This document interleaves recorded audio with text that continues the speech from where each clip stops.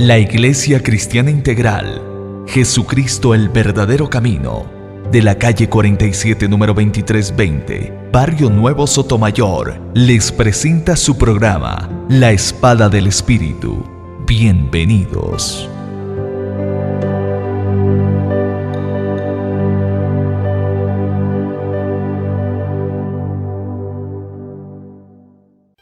Doctor, nosotros venimos hablando y venimos enseñando el último punto, el séptimo, acerca de la función y los beneficios que nos ha traído a cada uno de nosotros, a la tierra y a todo el pueblo de Dios, el sacrificio que el Señor hizo y el derramamiento de la sangre que ha traído muchas bendiciones a cada uno de nosotros. Hablamos de que la sangre redime los pensamientos y nosotros ya hablamos acerca que en la cabeza fue puesta la corona, desde el principio fue puesta a sacerdote Aarón, porque era el sacerdote terrenal, era el natural, pero ya después en Cristo Jesús fue coronado este hombre también natural, pero con una corona que estaba limpiando y estaba santificando a través del derramamiento de sangre que le produjo al Señor cuando fue coronado, cuando fue introducida o ceñida la corona, hubo el rompimiento, hubo la santidad. ¿Por qué? Porque en el Antiguo Testamento dice que son las malas acciones, los malos pensamientos que a veces llegan a nuestra mente, y por eso el Señor vino a limpiar cada cosa de lo malo que cada obra, cada acción, cada palabra, cada actitud que de pronto se tiene en el caminar del hombre. Ahora, doctor, esa misma parte, fíjese que nosotros habíamos dicho que la sangre redime pensamientos y dice, y redime acciones malas de sus siervos. Era la segunda parte que el Señor nos daba con respecto a la enseñanza de la sangre, que era un tema que usted siempre le había oído y que anhelaba mucho su corazón conocer con respecto a esto, y que hoy ya el pueblo del Señor conoce los beneficios por las cuales el Señor Jesús tuvo que derramar sangre, y que no fue solamente fue en el madero, sino ya vimos cuando derramó sangre en el sudor, cuando derramó sangre en su cuerpo, ahora vimos que derramó sangre en la corona de espinas, y ahora vamos a mirar entonces cuando dice Mateo 27:35, cuando le hubieron crucificado, se refería era ya a colocarlo sobre la madera, sobre ese madero, y colocarle unos clavos en sus manos y en sus pies. Ahí en ese momento derramó sangre también el Señor Jesús, donde Él estaba limpiando las acciones de las manos y de los pies Amén. Del sacerdote y del mismo pueblo en sí. Nosotros sabemos por el estudio de las maderas, porque cuando uno ha tenido la oportunidad de estudiar los diferentes tipos de madera con las que el Señor trabaja en su palabra, hablamos de que la madera significa humanidad. Por eso el Señor Jesús fue crucificado delante, o sea, colocaron la cruz, y encima de la cruz colocaron al Señor Jesús, donde Él se estaba colocando delante de la humanidad, y estaba derramando sangre, y estaba allí coronado, y estaba allí ya vestido con un manto muy pequeño sobre sus partes genitales, como un calzoncillo, porque nosotros vemos que eso es una parte como un calzoncillo, tapando esa parte de todo la visión y el mirar y el escarmiento que hacían con respecto a él. Eso, y también donde fue colocado sus dos pies uno sobre el otro y traspasado sus pies. ¿Por qué? ¿Por qué, doctor? Yo le hago una preguntita que en este momento se me viene a mi corazón y a mi mente, y es, ¿por qué no fue abierto de piernas, colocado abierto, sino fue un pie sobre el otro? ¿Por qué crees tú que fue esa posición y no abierta sus dos manos, o no abierto como fueron abiertas sus dos manos? Pastora, así como también se le vino a usted esa cosa en su mente, a mí también se me vino aquí algo que habla sobre la yuxtaposición. Creo que era eso lo que me pensaba preguntar, la yuxtaposición. Resulta que el Señor, Dios lo que quiere es que nosotros, si caminamos en la tierra, si nuestros pasos son por el camino de la tierra, ¿sí? Pero cuando viene el Espíritu de Dios sobre nosotros, cuando nosotros somos templo, como lo dije al comienzo de este programa ahorita, somos templo donde mora el Espíritu de Dios, es el Espíritu de Dios quien se justapone sobre mi espíritu, de modo tal que mi caminar también se justapone en lo espiritual sobre el caminar terrenal, para que sea un solo caminar dispuesto a la presencia de Dios. Y es así como Dios verdaderamente nos está enseñando a que tenemos que caminar, pero de acuerdo a como lo ordena el Espíritu de Dios. ¿Por qué? Porque si nosotros venimos predicando en la iglesia donde estamos, en la denominación donde estamos, Jesucristo el verdadero camino, fíjate que estamos hablando de Jesucristo el verdadero camino, primero que todo. Amén. Segundo, estamos hablando de una justaposición de espíritus, ¿cierto? El espíritu del hombre y el espíritu del Dios Todopoderoso.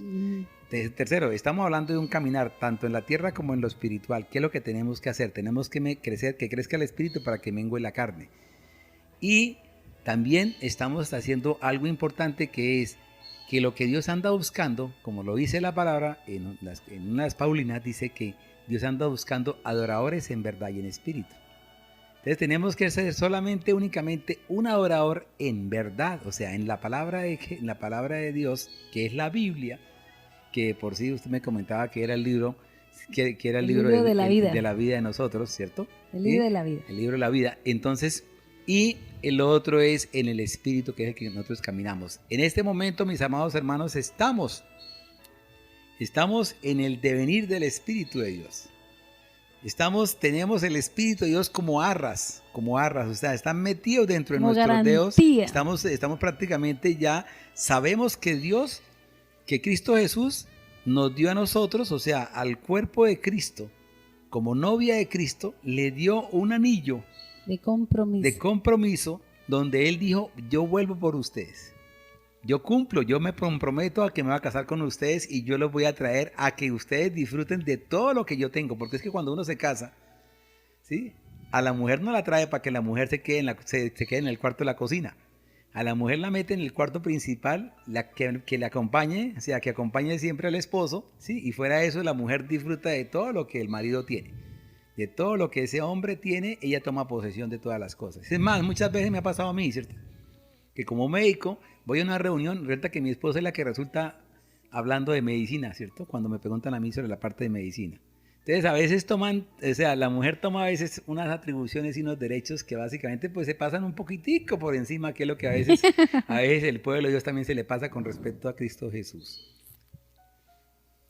Doctor, mire, hay algo y eso es cierto, o sea, lo que tú decías eso es que fue crucificado o fue unido, o sea, porque el caminar es uno solo, el caminar es en Cristo, el caminar es en la santidad, el caminar no es ni en el mundo, sino el caminar es en Cristo, aunque esté en el mundo, porque yo debo ser luz para ellos y yo no me puedo convertir a ellos, sino que ellos son los que tienen que ver en mí esa luz, ese deseo o ese anhelo mejor de entrar y tener de lo mismo que esa persona está experimentando.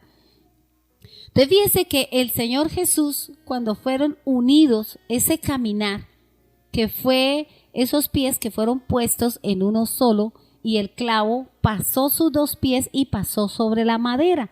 O sea que aunque yo esté en lo humano, mi caminar debe ser espiritual. Y es el caminar del creyente, el caminar del sacerdote en ese momento, cuando se derramó su sangre, cuando salió su sangre, fue limpiado el caminar. ¿De quién? Del pueblo, del sacerdote. Pero también hay algo muy importante que la misma Escritura me lo enseña. Y si nosotros vamos a mirar, si nosotros retrocedemos o vamos al origen de las cosas, porque lo que Jesucristo, el verdadero camino, tiene es que queremos que el pueblo conozca el origen, la raíz, el inicio y el principio, la creación, el porqué de la creación de las cosas relacionado con el engendrar de Cristo Jesús en nosotros. Entonces, fíjense que aquí en Éxodo 28, capítulo 28, capítulo 43, y dice así: Dice, y les harás calzoncillo de lino para cubrir su desnudez, serán desde los lomos hasta los muslos. Mire el Señor cómo estableció la misma forma del pantaloncillo o del calzoncillo que debe usar el varón. Dice, dice, y estarán sobre Aarón y sobre sus hijos cuando entren en el tabernáculo de reunión o cuando se acerquen al altar para servir en el santuario, para que no lleven pecado y mueran. Es estatuto perpetuo para él y para su descendencia después de él. Entonces, fíjense qué nos está diciendo el Señor. ¿Qué es la parte que cubre el pantaloncillo? La desnudez, o sea, es la parte genital, es la parte reproductiva, es la parte en donde el hombre y la mujer se deleitan con sus cuerpos, ¿cierto, doctor? Simplemente lo que pasa, pastora, es que estoy viendo lo que Dios quiere es que nosotros, o sea, la parte que, porque es que él es claro, es decir, vamos, creo que de pronto en Levítico, donde él habla de que una de las cosas que yo no tengo por qué mirar es la desnudez. Sí. La desnudez de ninguno, del que no me conviene, del ni que de no mis debo. hijos, o sea, del que no debo. Y solamente estoy permitido a ver la desnudez de mi esposa. Sí. Más mis hijos, ni yo puedo ver la desnudez de mis hijos. O sea, los hijos míos no pueden ver mi desnudez, ni yo tampoco puedo ver la desnudez de mis hijos, ni de mis cuñadas, ni de mi suegra, ni de nadie más. O sea, ¿por qué? Porque Dios dice que eso es abominación. Abominación. Entonces, esa misma estatuto de Dios, también Él lo está cumpliendo en la cruz en Cristo Jesús, donde Cristo Jesús es llevado, sí, a oprobio, es llevado prácticamente a sufrimiento, a afrenta y toda cosa. Pero en ese momento, Dios Padre hace que la parte genital no sea mostrada. Que nosotros lo que vemos en el mundo es que es lo que más se muestra. Sí. Es lo que más se está usando, es lo que más utiliza Satanás. Satanás viene desde hace tiempo, o sea, desde el comienzo de los comienzos. Si nosotros miramos Génesis 4, Génesis 5, ¿sí? Satanás utilizó mucho la parte genital, lo que es la parte sexual. Si nosotros miramos después Sodoma y Gomorra, también pasó igual. Si nosotros miramos después el pueblo romano, o sea, el imperio romano, si miramos todos los imperios han caído. ¿Por qué? Porque han sido utilizados en la parte sexual, porque ha manejado la parte sexual más que esto. Si nosotros miramos en este momento la caída de muchas naciones, es por la parte sexual. Fíjese que hace poquito un ministro italiano, ¿sí?, ya le llamaron la atención porque lo que pasa es que estaba utilizando un poco de niñas de 15 años que andaban todas semidesnudas. ¿Y cuántas veces hay gente que ha perdido? Vamos, hay profesionales, hay gente de bien que en un momento dado ha perdido o ha sido enjuiciado por culpa de estar, por culpa de utilizar, por culpa de vestir o por culpa de muchas veces ir a hacer uso de la parte sexual en niñas de 14, de 13, de 12 años, ¿cierto, pastor? Sí. Y eso es lo que básicamente en este momento el Espíritu de Dios a nosotros nos muestra, que Jesús, lo más importante que Jesús hizo, fuera de que nos dio todo, que nos entregó todo, Él también cubrió sus partes, ¿cómo se llamaría eso? Sus partes nobles, ¿sí? Como son partes nobles, ¿sí? Para que el mundo no viese eso, sino que el mundo viese solamente esa parte que cubría, es lo que tú acabas de decir. De Doctor, acuerdo a la palabra. hay algo muy importante que cumple esta prenda en la vida del hombre, porque dice que es para cubrir su desnudez. Y fíjese que si yo no mantengo cubierta esa desnudez, si yo no hago lo que tengo que hacer, en eso dice que cuando yo vaya a servir delante de Dios, cuando yo esté predicando, yo no le haya faltado al Señor en cuanto a eso, ¿ya? Porque eso, la parte de la relación sexual se da dentro de una institución sagrada por Dios, instituida por Dios, formada por Dios y vista de muy buena gana delante del Señor, como es el matrimonio. Hoy en día eso es pan de todos los días y la gente no le interesa, el pueblo hace las cosas y no respetamos este principio que está instituido solamente dentro del matrimonio. Cuando uno oye que el gobierno y que instituciones gubernamentales promueven la libertad sexual y enseñan estas instituciones a estos jóvenes a tener una libertad en esa área, miremos entonces cuáles han sido los resultados que le ha dado a esa decisión no sabia que han dado nuestros gobernantes. Porque ¿cómo yo le voy a permitir que los jóvenes tengan este tipo de comportamiento? Si no, miremos la cantidad de jovencitas que salen anualmente embarazadas, que salen y que terminan, en vez de seguir su carrera, en vez de seguir su estudio, tienen que ponerse a hacer otra carrera y es la materna. Y ahí entonces se les acaba la vida a la persona o simplemente se hace como uno ve. ¿Qué hace? La mamá de la niña es la que toma la nietecita, la cría y la hija sigue el camino, pero ya tiene una puerta abierta para seguir haciendo lo malo porque ya no tiene nada que cuidar, ¿ya? Entonces, fíjese que el Señor nos está diciendo que tenemos que cubrir esa parte. ¿Y qué hay hoy en día, doctor? Tú vas por el centro, tú vas a cualquier parte y uno ve son los pantalones, los blue jeans o la ropa de la mujer y del mismo varón, porque ahora el mismo varón se pone los pantalones, es casi que mostrando todo también, descubriendo sus partes genitales, su desnudez y mostrando lo que no es, lo que no se debe, ¿ya? Entonces, fíjese que ¿qué ve uno? No son pantalones descaderados, son descarados los que se ponen unas chicas hoy en día que uno se queda y después lloran porque les faltan al respeto, porque les pasa lo que les pasa, pero ¿por qué? Porque la misma mujer, en su afán de querer coger, en su afán de querer mostrar, está pecando contra ella misma y está haciendo que el mismo hombre le falte al respeto.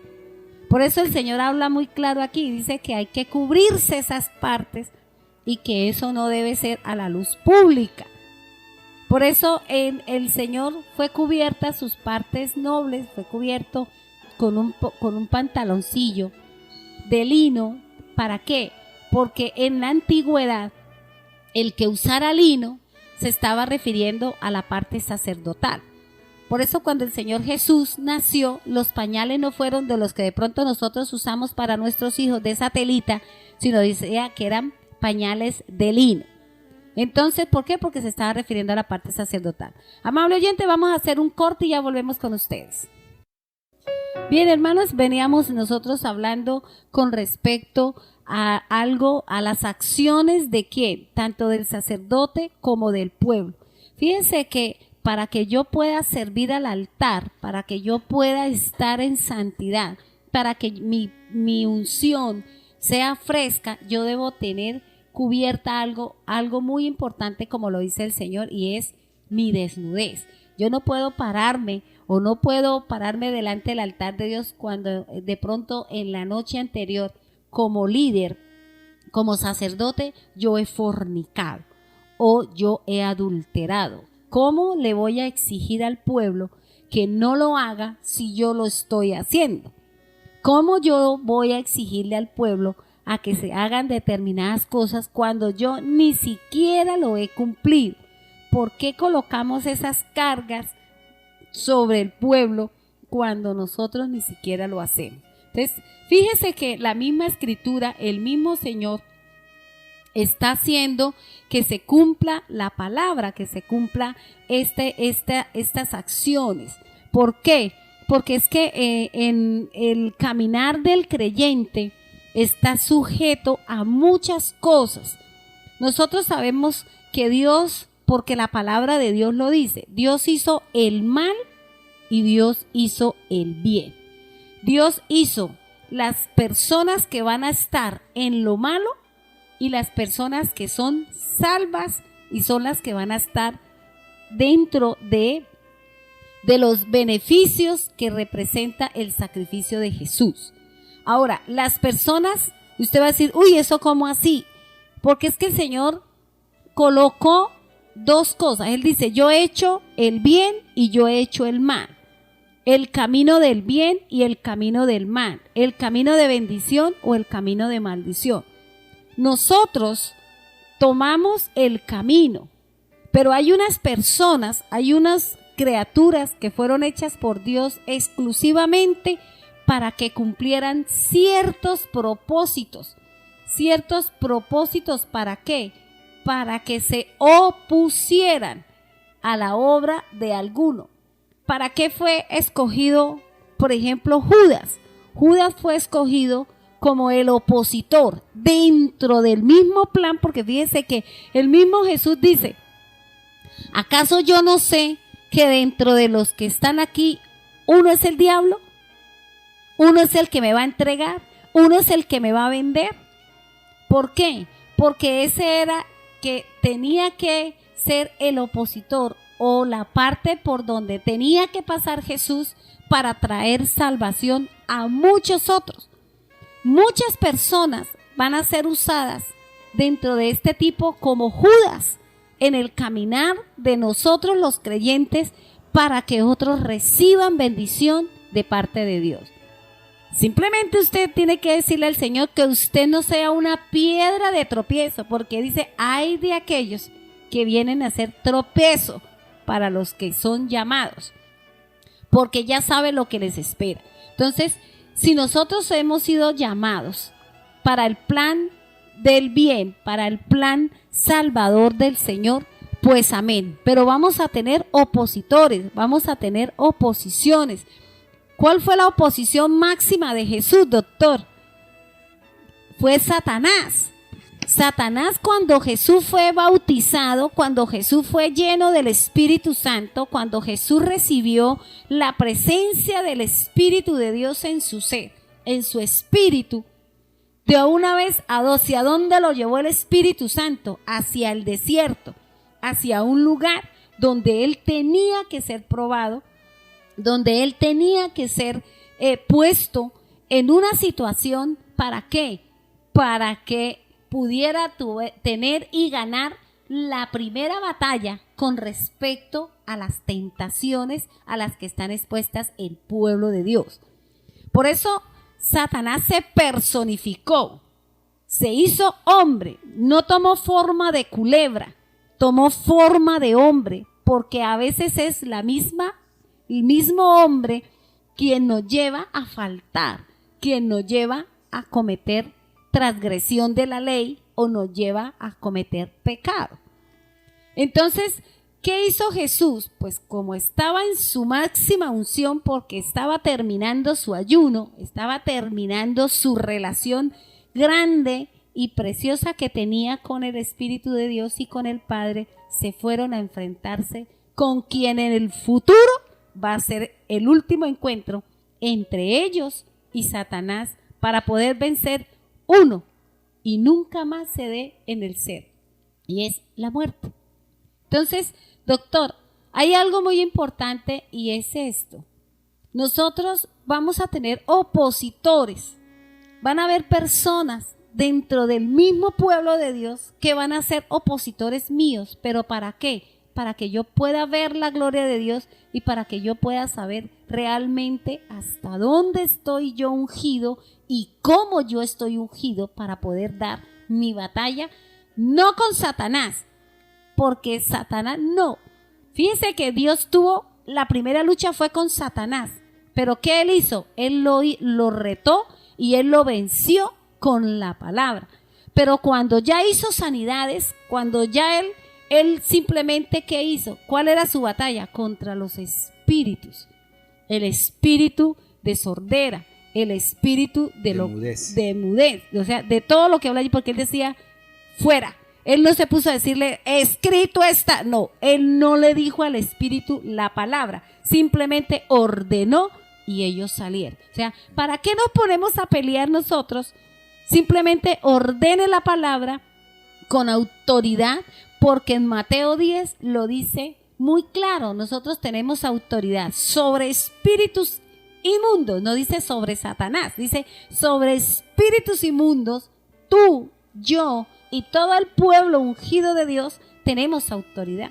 Tenemos autoridad sobre las dolencias, o sea, sobre la parte emocional, sobre aquello que nos han afectado en las emociones, en la mente y en la voluntad. Y también tenemos autoridad sobre ¿qué? sobre nuestro cuerpo y las enfermedades que momentáneamente se puedan venir, porque son opositores.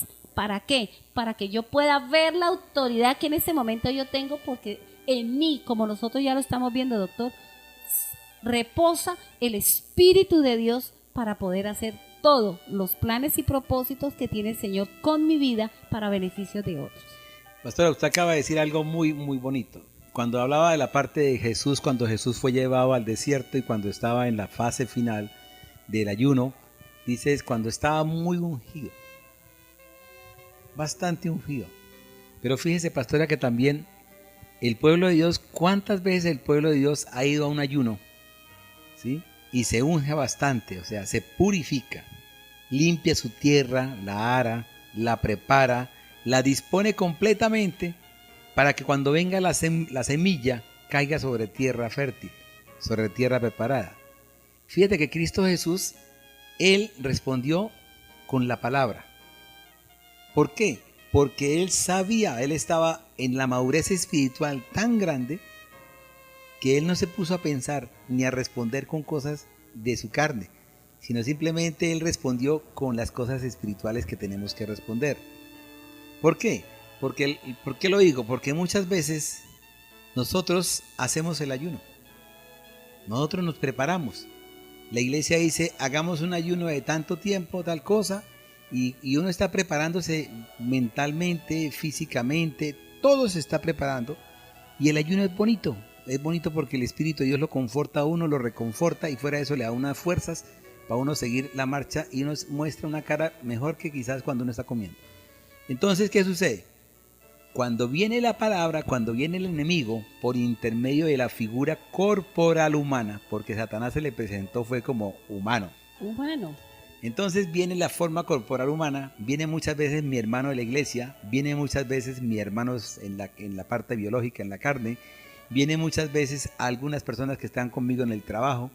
En ese momento es cuando yo tengo que tener más madurez en el Espíritu de Dios para que la semilla que entre, la semilla que yo permita que vaya a mi corazón, que vaya a este cuerpo, sea una semilla que dé un fruto bueno, sea semilla de fruto bueno.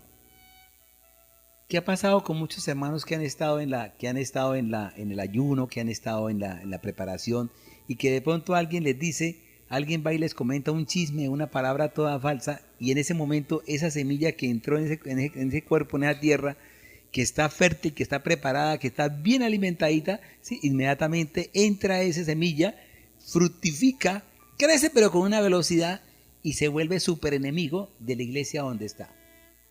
¿Por qué razón? Porque han permitido, o sea, no hay madurez espiritual para decir escrito está. Porque la palabra no está en esa mente. Porque han permitido que esa mente, el enemigo venga y penetre y deje sembrar la semilla, como la palabra lo dice, que vendrá en la oscuridad, vendrá por la noche, ¿sí? Y depositará la semilla. Entonces esa semilla va a crecer fuertemente. ¿Por qué? Porque ya ha sido un terreno abonado bien bonito, preparado para todo. Y por eso es que Dios siempre nos está a nosotros enseñando a que tenemos que llevar al pueblo de Dios a una madurez espiritual. Tenemos que llevar al pueblo de Dios a que el mismo pueblo de Dios esté plenamente convencido, cierto, así como lo dice que fe, que es tener la convicción de algo y la certeza, estar en esa certeza para que en el momento en que venga, que esté preparándose para poder sembrar la semilla de fe, la semilla de amor, la semilla que Dios está mandando por intermedio de la iglesia donde se está, por intermedio del profeta, o por intermedio de la misma pastora, o por intermedio de una palabra profética. Entonces, en ese momento esa semilla entre a una tierra buena. Y es cuando Satanás, cuando el enemigo salta, ¿sí? Salta como león rugiente, ¿sí? Y se viene y ocupa el espacio que tiene que ocupar. Y eso lo hemos visto muchas veces en nuestra denominación, que a veces hermanos que están fuertes en el Espíritu de Dios, en un momento dado, se voltean y uno dice, bueno, ¿y por qué se volteó? Claro está que si se volteó el Titanic, ¿por qué no se puede voltear uno, ¿sí? Que no es tan grande como el Titanic? Pero uno tiene la fuerza porque dice la palabra, dice, diga el débil fuerte soy.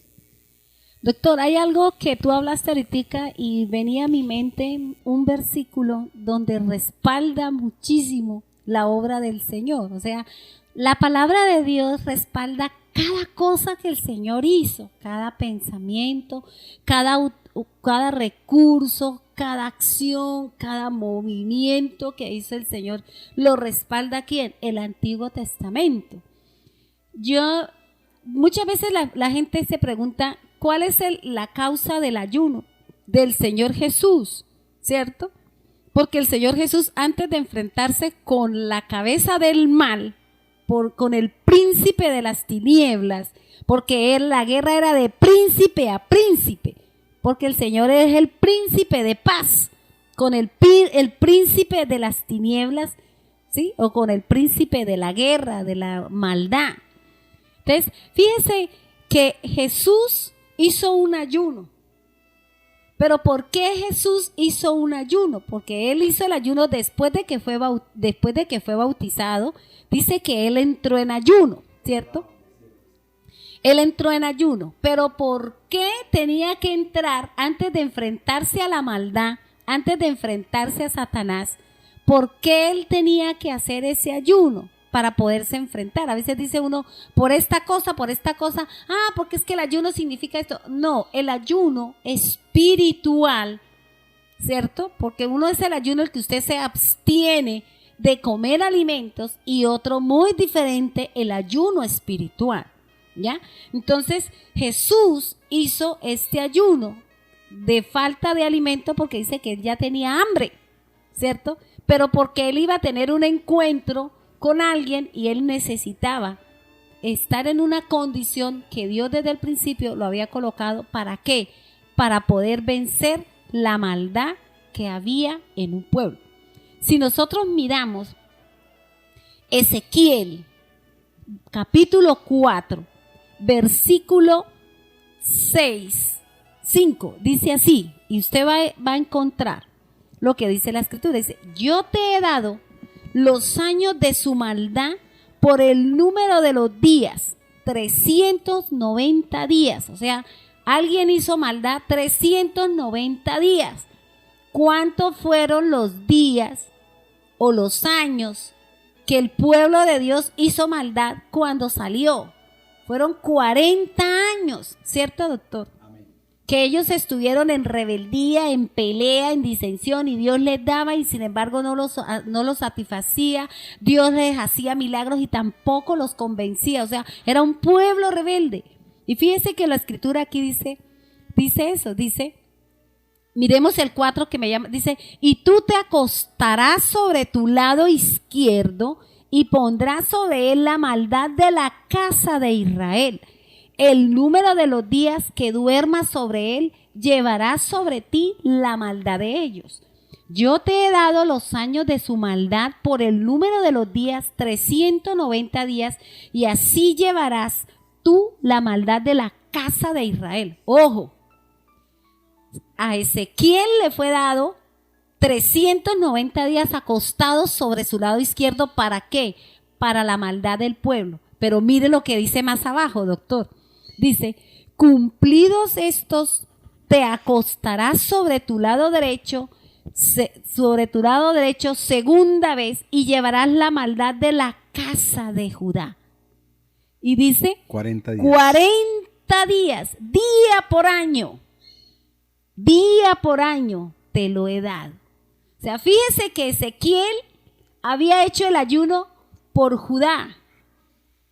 Por Israel y por Judá. Entonces el ayuno que el Señor hizo de 40 días era por los gentiles, porque dice de los Judá. Amén. Y nosotros, fíjese que Ezequiel fue 300 y pico, porque ellos hicieron maldad, porque ellos estuvieron más de 300 y pico de años en la cautividad, ¿cierto? Amén. Entonces él fue el que hizo el ayuno por la maldad del pueblo. Luego él se voltea y al lado derecho, porque ¿quién es la diestra que tiene poder? Jesús, ¿cierto? Luego él estaba haciendo lo que Jesús iba a hacer en lo espiritual, en que iba a redimirnos a nosotros, iba a ayunar por nosotros. Pastora, entonces esto sí me da un pie para poder hablar de lo que llama sombra y figura. ¿Cierto? Porque siempre Dios está mostrando en la sombra lo que va a venir, o sea, el devenir de las cosas, o sea, la figura. Dios nos mostró a nosotros en el Antiguo Testamento lo que era la sombra del devenir de Cristo Jesús. Todo esto es sombra. Todo eso es sombra. Y en este momento nos está mostrando aquí la sombra de lo que Cristo Jesús estaba haciendo con los 40 días de ayuno. Amén. Amén. Pero fuera de eso, fíjese que en este momento tenemos que hablar de la sombra de lo que ha de venir, o sea, la segunda venida de Cristo Jesús. ¿Qué es lo que tenemos que empezar nosotros a analizar y a pensar y a hacer? ¿Por qué? Porque Cristo Jesús vino aquí, fue figura, ¿sí?, de lo que estaba escrito en el Antiguo Testamento. En este momento nosotros estamos haciendo algo, ¿sí?, porque Él dijo, es necesario que yo me vaya para que venga el Consolador, y fuera de eso, vosotros podéis hacer cosas grandes y mayores de las que yo hice. O sea, Dios lo que está esperando es que, o Cristo Jesús lo que espera es que nosotros hagamos cosas mayores que las que Él hizo, que son la sombra del devenir de Él. ¿Por qué? Porque tenemos que ser a imagen y semejanza de ¿quién? De Cristo Jesús. Y ya vendrá Él con gloria, como la palabra lo dice. Ya no vendrá Él prácticamente a que sea juzgado ni nada, sino Él vendrá a juzgar, ¿sí?, con la misma palabra. Amén. Sí, doctor, hay algo muy importante, y es que aquí mismo la Escritura nos está diciendo que el ayuno que estaba haciendo Ezequiel, porque fíjense que era más grande el ayuno por el pueblo de Israel, porque fueron 390 días. Y el ayuno que se estaba haciendo por la casa de Judá 40 días. era 40 días, ¿cierto? Entonces, nosotros podemos ver si el pueblo de Dios, si Jesús venía a ser un solo pueblo, por eso Él venía a unificar. Él vino y hizo un día de ayuno por cada año de rebelión del pueblo de Dios. Vino a poner en paz y empezar para podernos enfrentar, porque fíjense que el versículo de arriba dice, por la maldad de la casa de Israel. O sea, Jesús, y por eso Él cuando terminó su ayuno fue ¿a dónde? Donde el Espíritu Santo lo colocó para poderse enfrentar con la mayor maldad de la tierra, que era Satanás. Porque Él representa todo, toda la maldad. Porque fíjese que Él donde lo tentó en el plano espiritual cuando le dijo, adóreme. Lo tentó en la parte emocional y lo tentó en la parte física cuando le dice, dígale a las piedritas que se conviertan en pan. ¿Cierto? Entonces, fíjense que Jesús, así como el Señor Jesús fue tentado en las 3 áreas que conforma el hombre, nosotros también vamos a ser tentados. Nosotros también vamos a ser puestos en determinados momentos donde nosotros tenemos que enfrentarnos. ¿Con quién? Con el Espíritu de Dios, porque ¿quién enfrentó? Pues Jesús, porque estaba ungido, porque en ese momento llevaba el bautizo, llevaba la presencia del Espíritu Santo y llevaba algo muy importante, era que su carne había menguado y la parte espiritual había sobresalido. Amén. Entonces, fíjense que la misma Escritura me enseña a mí, me enseña este tipo de cosas. ¿Por qué? Porque el Señor Jesús estaba limpiando nuestras acciones y seguirá limpiando nuestra maldad, porque la misma Escritura lo dice.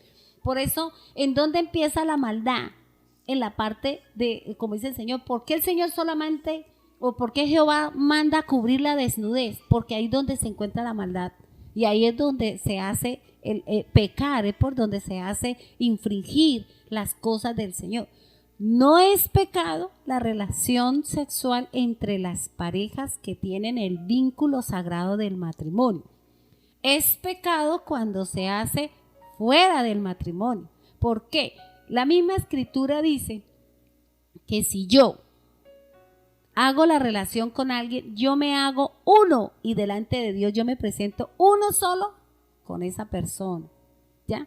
Entonces, alguna persona decía, ay, pero yo estoy en fornicación y llevo 20 años viviendo con la misma. Eso no es fornicación.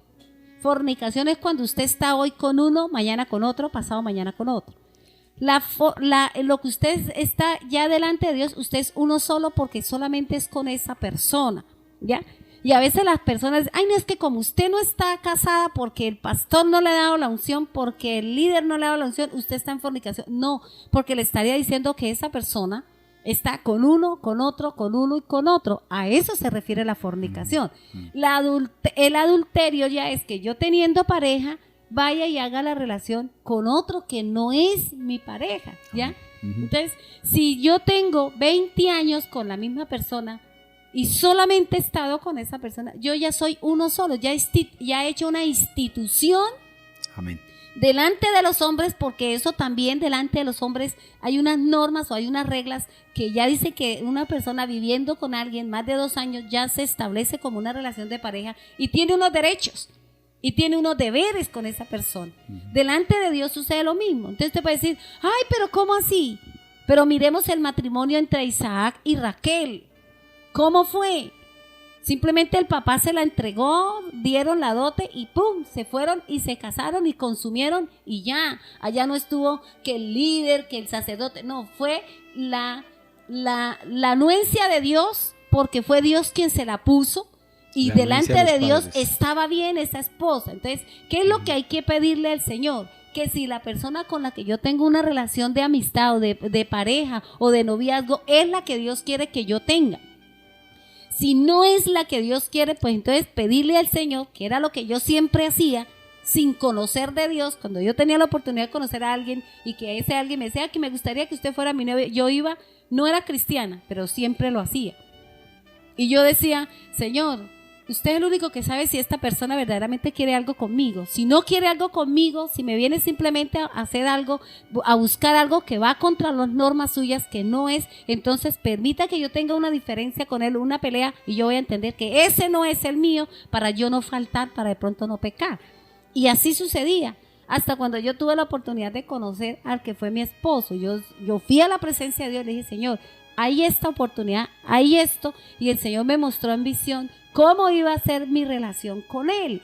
Y al cabo de 9 meses de noviazgo, tuvimos la oportunidad de casarnos y duramos 15 años de matrimonio y ya hicimos todas las cosas delante del Señor.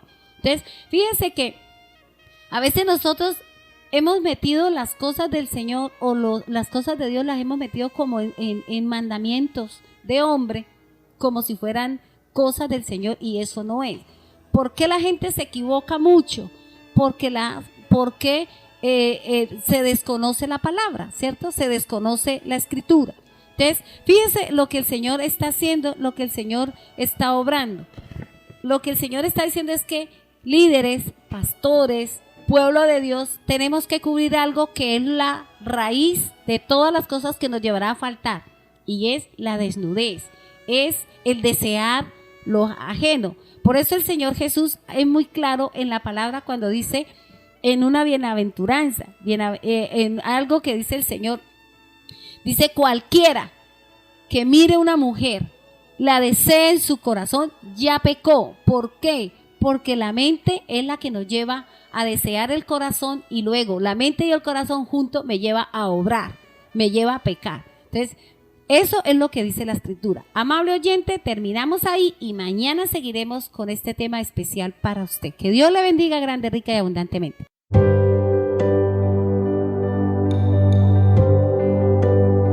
El fruto del Espíritu se siembra en paz para aquellos que hacen la paz. La Iglesia Cristiana Integral, Jesucristo el verdadero camino, de la calle 47 número 2320, Barrio Nuevo Sotomayor, les presentó su programa, La Espada del Espíritu.